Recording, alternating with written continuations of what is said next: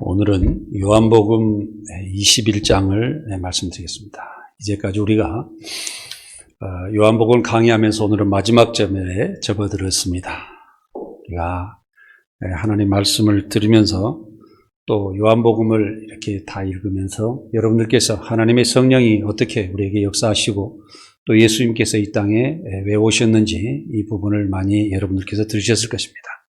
예수님은 태초에 하나님의 말씀 가운데 하나님과 함께 계셨습니다. 그런데 예수님께서 세상의 모든 죄악 가운데 돌아가는 모든 부분을 안타까워하시고 다시 하나님이신 예수님께서 세상에 오셔서 복음을 전하시고 또 생명에 살리는 말씀을 해주시고 십자가에서 못 박혀 죽으시고 다시 부활하셔서 하나님께로 가셨다가 다시 하나님의 영과 또 예수 그리스도 영이 함께 성령으로 오셔서 우리 안에 영원히 계셔서 우리를 하나님의 자녀로 신앙생활할 수 있도록 도와주고 계시는 것이 사실입니다. 그래서 우리가 요한복음을 읽고 우리가 깨닫고 나아갔을 때 우리가 성령을 이제는 받았고 또 성령을 우리 안에 계신 것을 믿고 그 성령의 말씀 가운데 살아가시면서 우리가 복음으로 하나님께 영광을 돌리며 대답해 드리는 그런 과정의 삶을 사셔야 됩니다. 그래서 오늘 이 요한복음이 끝나면서 다시 요한 1, 2, 3서를 강의를 하겠습니다. 그래서 여러분들께서 정말 주의 성령 가운데서 남은 여생을 살아가시다 정말 하나님께 큰 영광을 돌리고 내 자신도 행복하게 살아가며 또 내 후손들에게 복음을 전하는 귀한 역사가 계속되는 삶이 되시기 바랍니다. 오늘 요한복음 21장 1절에서부터 6절까지 함께 같이 읽겠습니다. 1절에서 6절까지입니다. 시작. 그 후에 예수께서 디베라 호수에서 또 제자들에게 자기를 나타내셨으니 나타내신 일은 이러하니라. 시몬 베드로와 디두모라 하는 도마와 갈릴리 가나 사람 나다네엘과 세베대 아들들과 또 다른 제자들 둘이 함께 있더니 시몬 베드로가 나는 물고기 잡으러 가노라 하니 그들이 우리도 함께 가겠다 하고 나가서 배에 올랐으나 그날 밤에 아무것도 잡지 못하였더니 날이 새어 갈 때에 예수께서 바닷가에 서셨으나 제자들이 예수인 줄 알지 못하는지라. 예수께서 이르시되 애들아 너희에게 고기가 있느냐? 대답하되 없나이다. 이르시되 그물을 배 오른편에 던지라. 그리하면 잡으리라 하시니 이에 던졌더니 물고기가 많아 그물을 들 수가 없었더라. 아멘. 오늘은 마지막 제목에는 내 양을 먹이라 이런 말씀을 가지고 전해드리겠습니다. 예수님께서 디베라 호수가에서 또 베드로 제자들에게 나타나셨다는 이 말씀하셨는데 디베라 호수는 갈릴리 바다 한 바다입니다. 그런데 갈릴리는 사실 호수인데 이스라엘 나라가 워낙 적기 때문에 그 갈릴리 호수만한 그런 넓은 데가 없어서 갈릴리 호수를 바다라고 칭해서 이렇게 했던 것 같습니다. 그래서 디베라 호수도 갈릴리 그 호수의 가의 한 마을인데 그 마을 가에 나타났었다. 그래서 디베라 호수가 갈릴리 호수와 같은 이야기다라는 것을 생각하시기 바랍니다. 그래서 여기에서 시몬 베드로와 디두모라는 도마와 갈릴리 가나 사람 나다니엘과 세베대 아들들과 또 제자들 둘이 함께 있었더니 이렇게 보는데 여기에서 이제 제자들이 대부분 여기에 모여서 시몬 베드로가 제자들과 여기 있는 사람들에게 나는 물고기를 잡으러 가겠다 그러고 갈릴리로 가게 됩니다. 그래서 이 배에 밤새내 이제 올라서 고기를 잡으려고 열심히 노력했는데 그 밤에 아무것도 잡지 못하였다고 이 성경에는 기록되어 있습니다. 그래서 베드로가 갈릴리 호수로 고기를 잡으러 갔으나 사실은 예수님께서 십자가에 못 박혀 죽으시 전에 너희가 나중에 내가 부활했을 때에 너희보다 먼저 내가 갈릴리로 가리라 하는 그런 말씀을 하셨습니다. 그래서 제자들이 베드로가 갈릴리로 고기 잡으러 갔었지만 사실은 예수님의 말씀에 따라서 또 예수님께서 제자들이 십자가에 못 박혀 죽으시기 전에 흩어졌고 또 베드로가 3번 다오기 전에 부인했을 때에 어떻게 부인했겠었는가 이 세 것을 바라보면 사실은 하나님께서 베드로나 제자들의 약한 믿음을 그대로 인정하시고 그냥 두으셨습니다. 그래서 결국에는 예수님께 십자가에 못 박혀 죽으시러 잡혀갔었을 때에 결국에는 제자들이 약한 믿음으로 흩어질 수밖에 없는 그런 환경에 놓아두셨다. 이렇게 내버려 두셨다. 이런 말씀으로 우리가 볼 수가 있습니다. 그렇기 때문에 결국에는 제자는 그 약한 믿음, 또 육적으로 예수님을 찾았고 영적인 예수님, 부활하신 예수님을 찾지 못했음으로 인해서 결국에는 베드로와 제자들은 갈릴리로 고기 잡으러 가게 됩니다. 그런데 예수님의 예언에 따라서 결국에는 예수님도 그곳에 가서 제자들을 만나게 되는 일들이 일어나게 된 거죠. 그래서 결국에는 베드로가 예수님께서 십자가에 못 박혀 죽으신 뒤에 사실은 이 육적인 예수님을 찾다가 못 찾고 결국에는 고기 잡으러 갔는데, 사실은 영적으로 이걸 바라본다고 그러면 예수님을 나중에 만나기 위해서 또 성령을 받기 위해서 하나의 제자들이 대기 상태에 들어갔었다. 이렇게 저는 성경을 보고 묵상해 보았습니다. 4절에 날이 새어갈 때에 예수께서 바닷가에 서셨다고 그랬어요. 그때는 어쩌면은 베드로나 제자들이 고기를 잡고 있는데 예수님께서 멀리 어두컴컴한데 서서 계셨고, 거기에 또 예수님께서 아침을 준비하고 계시고 있었습니다. 그때에는 제자들이 멀리서 거기에 사람이 있었는데 나의 고기 잡는 것을 구경하는 사람으로 그렇게 서 있는 것으로 생각했을 것입니다. 그래서 이제 베드로나 제자들이 예수님을 대수롭지 않게 생각하고 자기의 할 일을 하고 있는데 예수님께서 말씀을 하시죠. 얘들아, 너희에게 고기가 혹시 있느냐? 대답하되 없나이다. 이르시되, 이제 아무튼 고기를 잡지를 못했으니까 어떻게 그 고기가 있지를 못해서 예수님께 예수님이 그때도 몰랐었는데 예수님께 이제 고기를 달라고 하는데 줄 고기가 없었던 거죠. 그래서 여기서 보면은 세상적으로 살아가는 그 베드로, 과거에 믿음이 없는 그 베드로, 또 하나님의 영적인 그 사실을 예수님께서 부활하신 것을 자기가 완전히 받아들이지 못하고 고기 잡으러 갔을 때 자기가 세상으로 돌아갈 때 아무것도 할 수 없다라는 것을 여기서 깨닫게 되는 것입니다. 그때 6절에 보면 예수님께서 이르시되 그물을 배 오른편에 던지라. 그리하면 잡으리라 하시니 그에 던졌더니 물고기가 많아 그물을 둘 수가 없더라.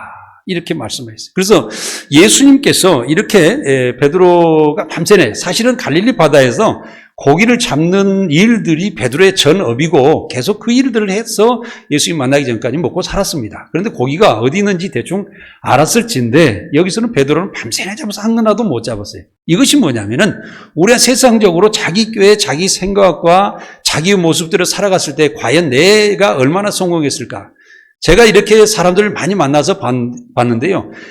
특히 사업을 조금씩 하던 사람들은 대부분 19명 정도, 좀 적으면 9명 정도는 나이가 한 50, 60대 되면 다 큰 실패를 한 경험을 가지고 살아가는 사람이 보았습니다. 그래서 과거에는 나는 좋았는데, 사업에 성공했는데 이런 생각을 가지고 있는데 지금은 내가 아니다. 왜 그랬을까? 그 많은 경험을 가지고 인생을 살아오고 자기 나름대로의 풍족한 능력을 가지고 살아간다고 그러는데 왜 자신은 그렇게 별 볼 일 없는 그런 삶 속에서 지금 인생 마지막을 살아가고 있을까? 이런 생각을 바라봅니다. 여기에서도 베드로가 어떻게 보면 과거에 큰 경험을 가지고 있었는데도 불구하고 또 고기를 잡고 밤새내 잡았는데도 한 마리 못 잡았다는 것은 자기 인생, 세상적으로 살았을 때에 항상 고난이 뒤따르고 어려움이 뒤따르고 형편없는 삶이 계속 될 수밖에 없는 인간의 삶을 말하고 있는 것입니다. 그래서 하나님께서 우리가 하나님을 믿었을 때는 하나님은 어떤 분이십니까? 여러분 항상 생각할 때 저는 그래요. 하나님을 믿어서 너무 감사하다. 하나님은 진리 하나님이시다. 무한한 지식을 저에게 주시고 무한한 지혜를 주시고 무한한 미래를 저에게 예언하시고 항상 깨끗한 길로 인도하시고 진실된 길로 인도하시고 의로운 길로 인도하시고 공의로운 길로 인도하시고 항상 사랑 안에 있게 하시고 빛 가운데 계시는 이 하나님을 내가 왜 어찌 안 믿으랴? 저는 그렇게 생각합니다. 할렐루야. 이런 모습에 자기가 가슴에 안고 하나님을 믿어가야 돼요. 그래야 하나님께서 항상 풍족함을 우리의 복을 주시는 하나님으로 내 가슴속에 남아있으면서 내가 살아갈 수가 있는 것이라는 거죠. 이 진리의 하나님의 말씀을 믿었을 때, 또 베드로가 그 말씀을 의지하여서 그물을 던졌을 때 153마리의 풍족한 그 고기가 잡힐 수가 있는 것입니다. 그래서 7절에 예수께서 사랑하시는 그 제자가 베드로에게 이르되 주님이라 하시니 시몬 베드로가 벗고 있다가 주님이라 하는 말을 듣고 겉옷을 두른 후에 바다로 뛰어내리더라 그랬습니다. 그 베드로 깜짝 놀란 거예요. 고기가 이제 잡기 보고 먹어서 도대체 어떻게 된 거냐, 저분이 누구냐 했는데 예수님이라고 그러니까 깜짝 놀래가지고 얼른 그냥 거기도 열대지방이니까 옷을 벗고 우통 벗고 이제 고기를 잡았던 것 같아요. 그러다가 그냥 겉옷을 대충 입고 그냥 바다로 뛰어내렸는데 상당한 거리가 있었어요. 그걸 어떻게 했을까요? 자꾸 헤엄을 막 쳐가지고 예수님께 왔겠죠. 네, 그렇게 됐습니다. 그래서 8절에 보면 다른 제자들은 육지에서 거리가 불과 한 50칸쯤 되므로 작은 배를 타고 물고기든 그물을 끌고 와서 육지에 올라와 보니 숯불이 있는데 그 위에 생선이 놓였고 떡도 있더라. 여기서 불과 한 50칸쯤 나오면 여기서 이제 보니까 한 90m 정도 되는 거예요. 그러니까 상당한 거리가 좀 있는 거죠. 좀 거리가 있는 거죠. 그래서 이제 거기서 베드로가 뛰어내려가지고 헤엄을 쳤든지 뭐 가슴까지 찼었더니 막 커부적거리고 왔든지 예수님이 급히 달려왔단 말이에요. 그래서 아니 주님이다. 아니 그 무덤에 갔잖아요. 베드로가. 무덤에 갔는데 베드로를 못 만났어요. 마리아가 주님이 살아나셨다는 이야기를 들었는데도 불구하고 제자를 데리고 고기를 잡으러 갔단 말이에요. 인간의 이 연약함이에요. 우리는 거짓말 같은 이 사실들을 믿을 수 있어야 돼요. 왜 그러냐면요. 믿으면 복이 되는 거예요. 믿으면 행복이 되는 거예요. 믿으면 미래가 보장된단 말이에요. 사랑하는 여러분. 여러분들의 마음속으로 세상으로 눈에 보이지 않더라도 믿으시기 바랍니다. 그렇게 살아가시면 그것이 신앙이에요. 그래서 믿지 않는 모든 이루어지지 않는 모든 것 내가 상상이 안 되는 모든 것이 시간이 지나면 나에게 다 이루어지는 것이 하나의 믿음입니다. 그렇기 때문에 우리는 그 믿음 가운데 살아가야 된다는 것입니다. 그래서 이렇게 베드로가 와서 육지에 올라가 보니까 숯불이 있는데 예수님이 뭘 하고 계셨어요? 숯불을 만들어 놓으시고 거기다가 생선도 굽고 것이고 떡도 있었다고 그랬어요. 아니 이 떡이 생선이 어디 갔네요? 내가 아직 갖다 준 적이 없단 말이에요. 제자들이 고기를 잡아다 예수님 갖다 드린 적이 없는데 예수님께서 이미 준비를 하고 계셨다는 거죠. 우리는 하나님을 사랑할 때에 정말 이 준비 항상 하시고 하나님께서도 이 세상을 창조하실 때에 모든 만물을 창조하시고 지금 우리가 지금도 가을에 보십시오. 가을에 지는 낙엽이 얼마나 아름답습니까? 또 봄에 그 꽃이 피고 잎이 나고 그러면 새싹이 얼마나 아름답습니까? 땅에서 이렇게 식물이 자라는 거 얼마나 아름답습니까? 이 모든 것을 준비해 주시고 사람에게 준비해 놓으셨는데 사람들은 계속 불평불만하고 우리나라가요. 제가 세계를 돌아다니다 보면은 우리나라 정말 좋은 나라입니다. 치안도 좋고요. 먹을 것도 있고 우리나라는 어디서 음식을 먹더라도 팁도 달라고 하지 않고 반찬도 주십시오. 그러면 갖다 먹고 요즘에 저희도 점심 먹으러 가보면은 그 점심을 갖다 다 먹는데 거기다 음식을 또 놔두고 또 마음대로 갖다 먹으래요. 주인이 뭐라고 하냐면요. 더 많이 갖다 먹으세요. 그래. 와. 다른 나라에 가서 그러면은요. 밥값 또 나올 거예요. 2배 나올 거예요. 전부 이렇게 풍족한 가운데 인심이 풍부하고 항상 사람들이 함께하는 그런 대한민국, 자유 대한민국에서 신앙생활하고 살아가는 것이 얼마나 감사한지 모르는데 우리나라의 행복지수는 굉장히 낮대요. 무엇 때문에 그럴까요? 우리가 사실 알아야 돼요. 하나님 감사할 줄 아는 사람이에요. 다음 주에 이제 감사주일인데 우리가 감사할 줄 아는 그런 마음을 가지고 살아가야 돼요. 그래서 주님께서는 다 준비하시고 하나님께서 우리에게 만물을 창조하시고 다 사람에게 공급을 해주셨는데 불구하고 그 안에서 우리는 짜증내고 서로 다투며 그것도 남은 것을 내가 뺏어가려고 자꾸 다투며 살아가는 것이 인간의 환경이다. 이런 생각을 했을 때 우리가 얼마나 정말 하나님께 죄송하고 우리가 뉘우치면서 기도하며 살아야 되는지 우리는 알아야 된다는 것이에요. 그래서 하나님의 그 창조의 사랑, 그 영원한 사랑은 지금도 끝없이 계속되고 있는데 우리가 그것을 모르고 있다는 거죠. 우리는 그것을 깨닫고 나아가는 삶을 살아야 됩니다. 10절에 예수님께서 이르시되 지금 잡은 생선을 가져와라 하시니 시몬 베드로가 올라가서 그물을 육지에 끌고 올라오니 가득히 찬 큰 물고기가 153마리라 이같이 많으나 그물이 찢어지지 아니하더라. 이 113마리라는 뜻은 어떤 뜻을 이야기하냐면 지금 예수님께서 십자가에 못 박혀 죽으시는 제자를 다 흩어버렸잖아요. 그때 어떻게 보면은 다 흩은 역사가 있었다고 하면 113마리는 모아지는 하나의 역사가 아닌가 저는 그렇게 생각합니다. 그래서 113마리로 인해서 제자들을 하나가 되게 하셨어요. 그리고 거기에서 주님을 따르는 사람들이 모이게 하셨어요. 그래서 어디로 갔을까요? 마가다락방으로 가게 됩니다. 다락방으로 가게 돼서 성령의 역사를 기다리는 역사가 이래 돼요. 그래서 113마리라는 고기를 많이 잡았다는 의미도 있지만은 제 개인적인 생각에는 이게 주님께서 113마리의 그 기적을 통해서 많은 주님을 따르는 사람들을 모으게 하셔서 결국엔 성령의 역사가 되는 준비를 하고 계셨다. 이렇게 저는 생각해 볼 수가 있습니다. 마가복음 그 4장 39절에 보면 예수께서 깨어 바람을 꾸짖으시며 바다더러 이르시되 잠잠하라 고요하라 하시니 바람이 그치고 아주 잔잔하여지더라. 이것을 볼 때 저는 이 갈릴리 바다에서 역사라는 것이냐면 먼저는 제자들을 갈릴리 바다에서 선택을 하셨잖아요. 이 고기 잡는 어부들, 이게 좀 배움이 없는 사람들, 무식한 사람들 이 사람 선택하셨어요. 왜 무식한 사람들 선택했냐면 잘나고 똑똑한 사람들을 선택했다고 그러면 예수님께서 십자가 못 박혀 죽으시고 대제사장들과 서기관들과 바리새인들과 그런 그 장로님들과 이런 분들이 굉장히 지식이 많고 풍부한 신앙을 가졌기 때문에 예수님의 잘잘못을 따지면서 굉장히 공론을 하면서 이걸 갖다가 자꾸 어지럽게 됐을 거예요. 그렇기 때문에 예수님께서는 아예 모르는 자체는 어떻게 깨끗한 거지 않았습니까? 주님을 모르고 거기서 평가를 할 수 있는 능력을 없는 그 사람들을 불러다가 제자를 삼았을 때 그들은 순수하게 주님을 따라올 수밖에 없어요. 거기서 거절할 수 있는 명목이나 자기 지식적인 근거를 가지고 있지 못하였다. 이렇게 볼 수가 있습니다. 그래서 예수님께서는 이 갈릴리 바다에서 제자들을 선택하셨다. 나는 그렇게 생각을 해보았고요. 그 갈릴리 바다에서 물 위에 예수님은 걸어오셨고 또 바다를 다스리는 조금 전에 성경 말씀에 역사가 있었고요. 또 배를 띄우시면서 많은 무리들에게 말씀을 하신 곳이고 또 부활 후 다시 제자들에게 다가오셔서 그 제자들과 흩어진 사람들을 모으는 역사가 일어났던 곳이 갈릴리 바다였다. 그래서 이 갈릴리 바다는 예수님의 사역에 뗄래야 뗄 수 없는 그런 귀한 곳이고 좋은 장소였던 것입니다.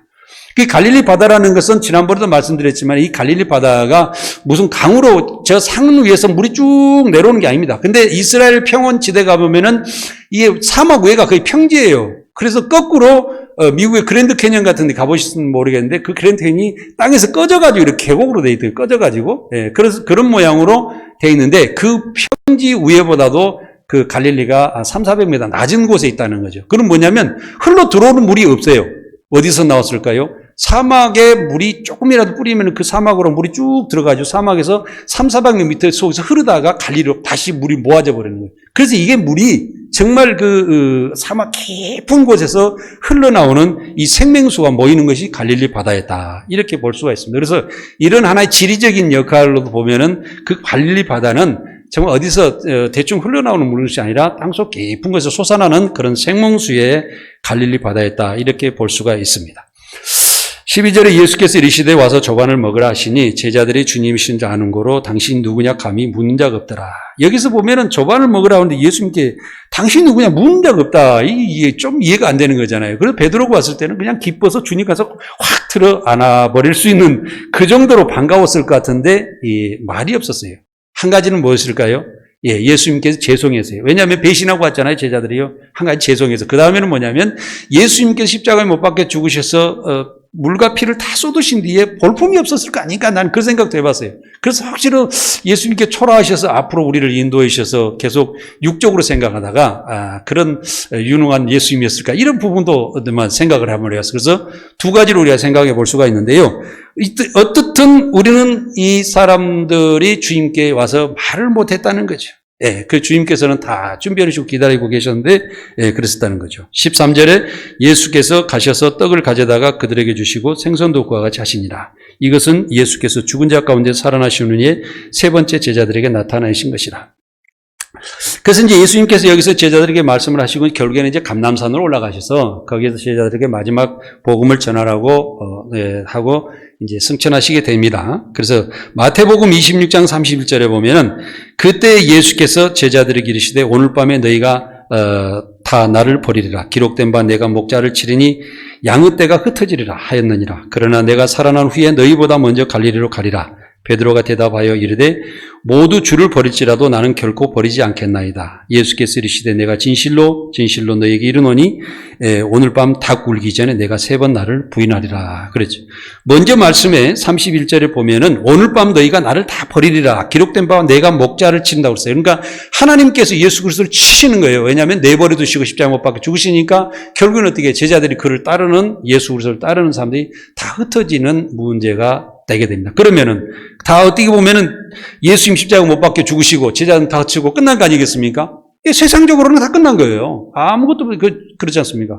이런 역사가 나요. 그런데 주님은 십자가에 못 박혀 죽으심을 통하여서 세상 모든 사람들을 내 무릎 아래, 내 발 아래 무릎 꿇게 해서 나에게 주라고 부르도록 주님을 모시도록 하겠다는 거예요. 그렇기 위해서 세상 모든 사람들 앞에 십자가에 못 박혀 죽으신 것입니다. 그러시고 예수님께서는 또 이제 처음에는 하나님께서 말씀하신 그런 말씀이면 두 번째는 예수님께서 너희보다 먼저 내가 갈릴리로 가겠다. 그렇습니다. 그럴 때 베드로가 대답했지 않습니까? 그래서 모두 주를 버릴지라도 나는 주를 버리지 않겠나이다 고백했음에도 불구하고 주님께서는 하나님께서 나를 치시고 나를 십자가에 못 박을 때 너희들은 다 흩어질 것이다. 흩어질 수밖에 없는 것이 뭐냐면 베드로가 믿음이 약해서 베드로가 주님을 배신한 게 아니에요. 여러분들 그렇게 생각하지 마십시오. 배신한 게 아니고 믿음이 부족했지만 하나님께서 그걸 두신 거예요, 그냥요. 그렇기 때문에 그들은 그렇게 될 수밖에 없었어요. 그런데 어떻게 해요? 그 믿음을 주님은 다시 살리세요. 어디를 통해서 153, 150세 마리의 물고기 기적을 통해서 다시 베드로가 눈이 번쩍 뜨게 해서 다시 모든 이 주님을 믿는 사람들이 마가다락방으로 모이는 역사가 일어나는 거죠. 그 다음에 성령의 역사가 일어남으로써 우리가 새롭게 성령의 사람을 거듭날 수 있는 위대한 역사가 일어나게 되는 것입니다. 자, 여기까지가 이제 주님께서 부활하셔서 말씀하신 것이고, 이제는 이제 복음의 말씀을 드려보겠습니다. 15절에 보면은요, 이제 거기서는 내 양을 먹이라는 예수님의 말씀이 나오는데, 18절까지 같이 한번 읽어볼까요? 18절까지요. 시작. 그들이 조밥 먹은 후에 예수께서 시몬 베드로에게 이르시되 요한의 아들 시몬아 내가 이 사람들보다 나를 더 사랑하느냐 하시니 이르되 주님 그러하나이다. 내가 주님을 사랑하는 줄 주님께서 아시나이다. 이르시되 내 어린 양을 먹이라 하시고 또 두 번째 이르시되 요한의 아들 시몬아 내가 나를 사랑하느냐 하시니 이르되 주님 그러하이나이다. 내가 주님을 사랑하는 줄 주님께서 아시나이다. 이르시되 내 양을 치라 하시고 세 번째 이르시되 요한의 아들 시몬아 내가 나를 사랑하느냐 하시니 주께서 세 번째 내가 나를 사랑하느냐 하심으로 베드로가 근심하여 이르되 주님 모든 것을 아시오며 내가 주님을 사랑하는 줄을 주님께서 아시나이다. 예수께서 이르시되 내 양을 먹이라. 내가 진실로 진실로 내게 이르노니 내가 젊어서는 스스로 띠띠고 원하는 곳으로 다녔거니와 늙어서는 내 팔을 벌리리니 남이 내게 띠띠우고 원하지 아니한 곳으로 데려가리라. 아멘. 네네. 여기까지 읽겠습니다. 이제 조반을 먹으라고 예수님께서 베드로에게 이르시되 요한의 시몬아 이러거든. 이 사람들보다.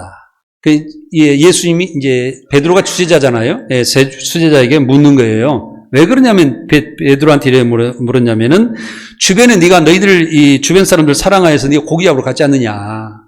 이 말을 묻는 거예요. 근데 너 지금 주변 사람 볼 때 나를 부활했다는 그 이야기를 듣고도 너 지금 고기를 잡으러 갔지 않느냐. 그래서 다시 묻는 거예요. 그래서 이 주변의 내 제자들보다도 나를 더 사랑하느냐 이렇게 묻는 것입니다. 그래서 주님은 뭘 이야기하냐면 다시 이제 베드로의 믿음 약한 것을 아세요. 제자들도 믿음 약한 것을 아세요. 육적으로 말씀을 듣고 지식적으로 말씀을 받아들였던 걸 다 아시고 계시는 거예요. 그래서 이제부터는 영적인 제자들로 성장시켜서 하나님의 복음의 사역을 하기 위해서 이제는 회복의 단계로 들어가게 되는 것입니다. 그래서 내가 이 사람들보다도 나를 더 사랑하느냐 이렇게 묻는 거지. 그런데 베드로는 그렇습니다 하고 대답할 정도잖아요. 항상 베드로는 대답을 잘했어요. 왜 그러냐면 주님은 그리스도이시오 살아계신 하나님 아들이라고 분명히 고백했잖아요. 이 반석 위에 내가 교회를 세우고 천국도 열겠다 그러죠. 천국 문도 열어주겠다 하시는 말씀을 하신 거잖아요. 그래서 내가 주님을 사랑하는 줄 주님께서 아시나이다. 이르시되 내 양을 먹이라. 그런 거냐면 예수님께서 성령으로 오셔가지고 다시 이제 하나님께로 가시다 성령으로 오셔서 우리 안에 계시는데 우리가 행동대장들이 필요하잖아요. 행동하는 사람이 필요하잖아요. 우리가 도구로서 행동할 필요하잖아요. 우리가 왜냐면 손과 발이 있어도요. 여러분들께서 손과 발이 있어도 오늘 이제 예를 들어서 점심을 드신다 그러면 손가락으로 그냥 드시는 게 아니고 젓가락이든 숟가락을 잡지 않습니까? 그 도구가 필요한 거예요. 여러분들 앉아 계신데 의자가 필요한 거예요. 저도 여러분께 말씀을 전할 때 이 마이크가 필요하고 스피커가 필요한 것과 마찬가지로 그런 역할을 하는 거예요. 그런 부분이 예수 그리스도의 하나님 말씀을 따라 세상에서 옮겨지는데 하나의 끈앞을 연결고리가 필요한 겁니다. 이게 누가 되냐면 베드로와 제자가 돼야 되고 오늘날에 우리가 되어 있는 것입니다. 그래서 우리를 통해서 하나님의 역사가 세상에 이루어지게 되는 것이죠. 그래서 이 모든 것을 이루기 위해서 내 양을 먹이라고 주님을 뒷이어서 우리가 해야 되는 일들을 이어받게 되는 거죠. 그래서 예수님은 떡과 생선을 가지고 이제 제자들을 배부르게 이제 먹이셨지 않습니까? 그 뒤로 베드로에게 이 말씀을 묻는 거죠. 내가 이 사람들보다 나를 더 사랑하느냐? 그러면서 내 양을 먹여. 예수님께서 3년 동안 제자들을 교육한 목적은 무엇이겠어요? 계속 생선 갖다가 떡 갖다가 제자들을 먹이려고만 육적인 것으로 키우기 위해서만 이 제자들을 먹이고 성도들을 양육을 시켰냐. 그게 아니다. 결국에는 뭐냐면 하나님께서 세상에서 창조하셨을 때 그것을 생각해 보시면 돼요. 창조하셨을 때 아담과 하와가 영적인 인간으로서 모든 것을 하나님과 대화하면서 아름다운 세상을 펼쳐주셨는데 사람의 죄로 말미암아 사람이 죄 가운데 살아서 다시 회복하는 역사를 이루시기 위한다고 그렇게 생각을 하시고요. 거기에서 주님께서 우리에게 세상을 회복시키시려면 세상 사람들이 하나님의 말씀을 듣고 깨닫고 하나님의 영적인 인간으로 대해야만이 하나님의 자녀가 되고 백성이 될 수가 있다는 거죠. 그렇기 때문에 그것을 회복시키기 위해서는 복음밖에 없다는 거죠. 이것을 위해서 내 양을 먹이라고 지금 말씀하시고 계시는 것입니다. 그래서 예수님께서 세상에 오신 목적도 세상 사람들을 사랑하여서 하나님의 자녀를 만들어서 세상에 복음을 전하여 세상이 정말 하나님의 창조하셨던 그 모습 그대로 아름다운 세상으로 회복하시기 위한 그런 것이다. 이렇게 보셔야 됩니다. 그래서 우리가 1531이던 물고기 153마리를 통해서 다시 모으는 역사다. 그래서 우리가 153마리의 물고기를 생각한다 하면 하나님께서 큰 복을 주셨다 그래가지고 볼펜에다 153 볼펜도 있고 어떤 데는 교회다 물고기다 153이라고 적어가지고 붙여놓은 사람들이 이런 미신적인 것을 믿는 것이 아니라 우리는 복음의 회복, 우리는 하나님 앞에 돌아가야 된다. 하나님의 백성으로 살아가야 된다는 그 하나님의 간절하신 주님의 간절한 뜻을 새기면서 우리가 153마리라는 물고기를 생각해야 된다는 것입니다. 16절에 보면 또 두 번째 이르시되 요한의 아들 시몬아 내가 나를 사랑하느냐 하시니 이르되 주님 그래하나이다 내가 주님을 사랑하는 줄 주님께서 아시나이다. 이르시되 내 양을 치라. 또 말씀하시고 이것이 보면 어떻게 보면 베드로가 3번씩이나 부인했지 않습니까? 주님도 왜냐하면 3번씩 다시 확인하시는 거예요. 그래가지고 다시는 어떻게 해요? 베드로 너희놈 이제는 복음을 전하지 않으면 너는 갈 길이 없어 하고 지금 이야기하시는 거 계시는 거예요. 너 사명은 분명히 이거다 하는 것을 이야기하고 계시는 거나 마찬가지다는 거죠. 17절에 세 번째 이르시되 요한의 아들 시몬아 내가 나를 사랑하느냐 하시니 주께서 세 번째 내가 나를 사랑하느냐 하심으로 베드로가 근심하여 이르되 주님 모든 것을 아시오며 내가 주님을 사랑하는 줄을 주님께서 아시나이다. 다시 예수님께서는 내 양을 먹이라고 말씀을 하시는 거죠. 그래서 이렇게 베드로가 정말 처져 있고 또 믿음이 약한 부분을 하나하나 말씀하시면서 회복하는 단계를 이루십니다. 그러시고 베드로는 정말 내가 주님을 위해서 억지로라도 일해야 되겠다. 내가 아직 성령을 받지 못했지만 주님의 말씀이 내가 귀한데 이런 생각을 갖도록 해주셨을 거예요. 그리고 나서 이제 결국에는 성령의 역사가 일어나게 된 거죠. 그래서 결국에는 베드로에게 내가 너에게 나를 믿고 내가 제자가 됐던 것은 결국에는 네가 복음을 위해서 그렇게 됐노라 하시는 말씀을 하고 있는 것입니다. 18절에 보면은 내가 젊었을 때 스스로 띠뛰고 원하는 곳으로 다녔지만은 늙어서는 내 팔을 벌리니 남이 내게 띠뛰고 원하지 않는 곳으로 너를 데려가리라. 이 말씀하신 것은 베드로가 복음을 전하다가 어떤 죽음으로 하나님께 영광 돌릴 것을 말씀하신 거라고 말씀하셨습니다. 그래 베드로 이야기하죠. 이제는 나를 따르자. 나를 따르라. 너 갈 길은 나를 따라서 내가 원하는 곳에 일을 하고 마지막 하나님께 영광 돌리고 또 천국 백성으로 네가 돌아오는 것만 남아있다. 이런 말씀하시는 거예요. 그래서 베드로가 과거에는 예수 그리스도를 믿기 전에는 어떻게 했어요? 아까는 고기도 못 잡았던 그 갈릴리 바다에서 날마다 거기에서 있었을 겁니다. 왜냐하면 쥐하로 있으면서 고기를 몇 마리 팔아서 자, 이스라엘 성지 순례 가다 보면은 그 갈릴리 바다, 갈릴리 호수 옆에서 꼭 식당에서 밥 한 끼를 성지 순례 하는 사람들 줍니다. 가서 보면 고기가요, 거의 제가 보기에는 한 30cm, 한 20cm 좀 넘은 것 같아요. 굉장히 큰 고기예요. 그걸 통째로 한 마리 줍니다. 그런데 그 고기 이름이 베드로 고기라고 해서 그 고기를 구워가지고 이렇게 기름에 튀겨가지고 주시더라고요.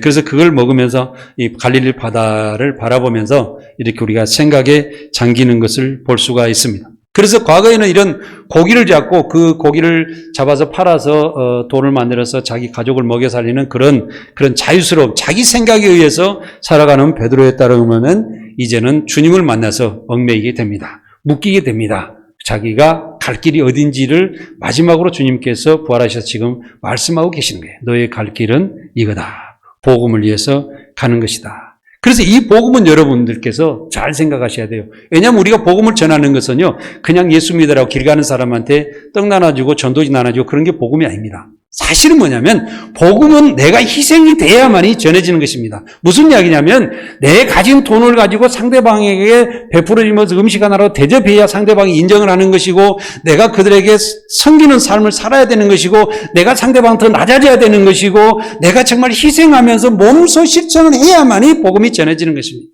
이것을 여러분들이 알지 못하고 그냥 지나가다가 예수 믿으세요 그러면 너는 잘 살았네 이렇게 역반응이 나와요. 그래서 복음을 전하는 사람들이 많은 사람들의 대화 중에 서로 이렇게 분쟁이 심해집니다. 네, 어떤 친구들하고도 어떤 만나서 제가 그 전에 이야기하다 보면 꼭 중간에 이야기는 두세 사람한테 이야기하면 한 사람이 거기서 예수 그리스도를 반대하는 그런 이야기를 시작을 해요. 그래갖고 예수 믿는 사람이 전에는 누가 어땠더라. 옛날엔 내가 그런 생각했는데 예수 믿으라 생각했는데 내가 보니까 그 사람들이 이렇게 나쁜 점도 있더라가지고 하고 실질적으로 제 옆에 아주 가까운 사람이 지금도 믿지를 않고 있는 사람이 있습니다. 과거에 믿었습니다.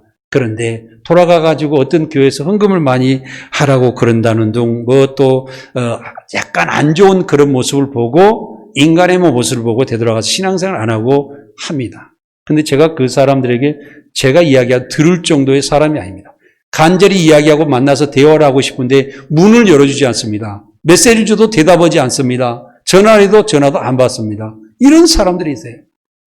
언제 이뤄줄까? 하나님 언제 이루시겠으면 간절히 기다리고 있는데도 기회를 주질 않는 거예요. 얼마나 안타까운지 모릅니다. 사람을 보고 믿으면요. 결국에는 그렇습니다. 우리가 일반적인 복음을 전하면 결국에는 그렇습니다. 그래서 우리는 결국에는 그들에게 복음을 통하여 하나님의 말씀의 영적인 감동을 주어야 됩니다. 감동 없이는 복음이 전해지지 않습니다. 그 감동을 주려면 여러분들에게 항상 희생이 뒤따릅니다. 이 복음은 정말로 함부로 전해지는 것이 아닙니다.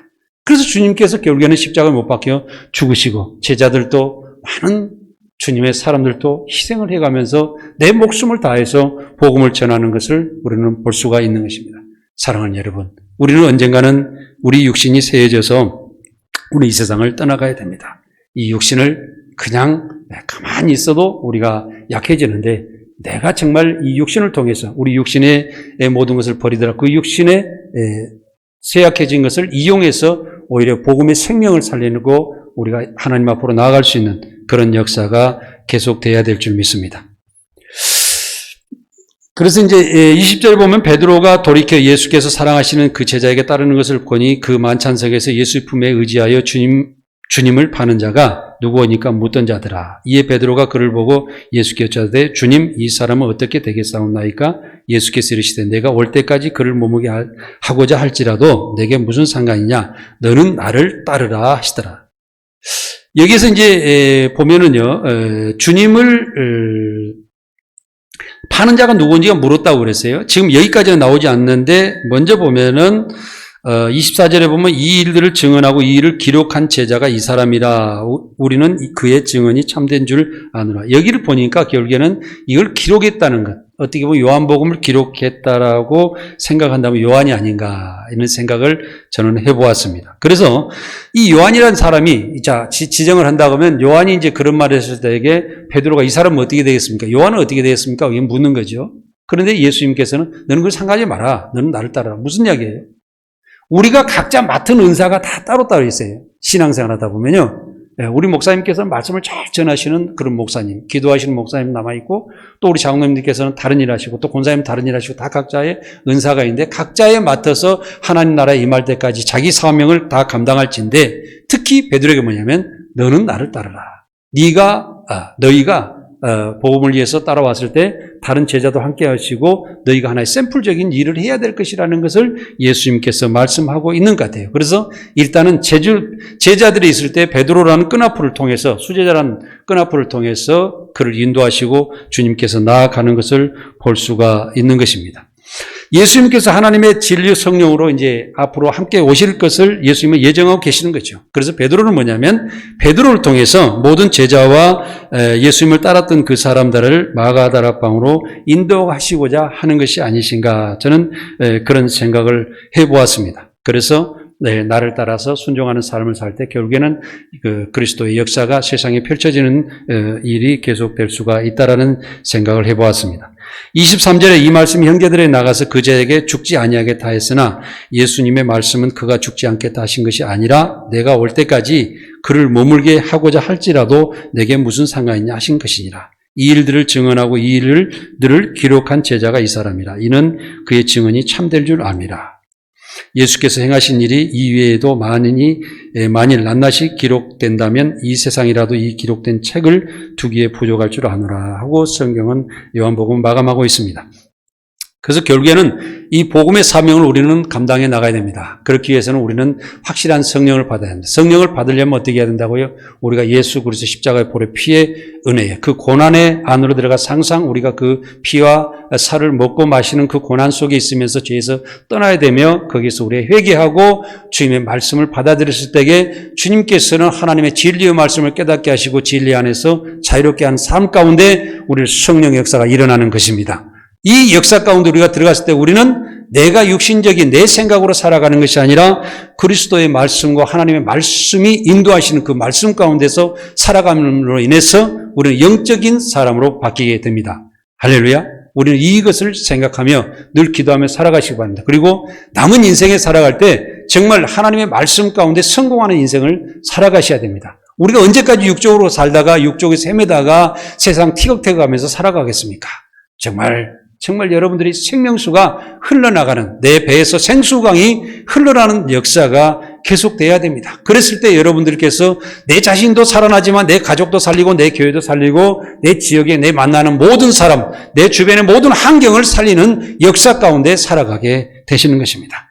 사랑하는 여러분, 하나님의 세계, 하나님의 그 말씀, 진리의 말씀, 우리 주 예수 그리스도의 그 십자가의 세계가 얼마나 귀한지 우리는 요한복음을 통해서 알았을 것입니다. 이 요한복음을 통해서 우리가 꼭 붙잡고 절대 잊지 마시고 여러분 남은 인생에 큰 성공을 이루시고 하나님께 큰 영광 돌리고 후에 천국 백성이 다 되시기를 간절히 원합니다. 함께 기도하겠습니다.